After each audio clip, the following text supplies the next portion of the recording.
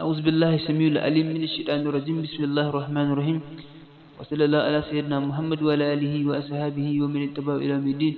السلام عليكم ورحمة الله تعالى وبركاته ما سكلم من سورارم إن شاء الله أيو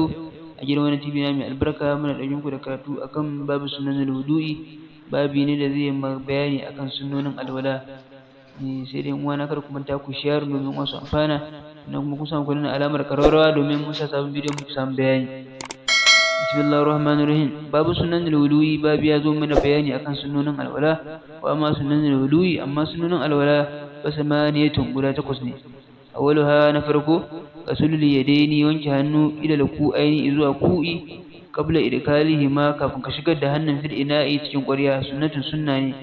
wal malmalatu kuskuren baki wal istinshaqu sai shaka ruwa a hanci wal istinsaru sai fyacewa sunnatun sunna ne wa raddu masfur ra'si hakan dawa shafan kai sunnatun sunna ne wa masful uznaini shafan fatun kunnuwa sunnatun sunna ne wa tajdidul ma'i sabunta ruwa lahu ma gaisu sunnatun sunna ne وترتيب هكذا جيرنتاوا سنة سنة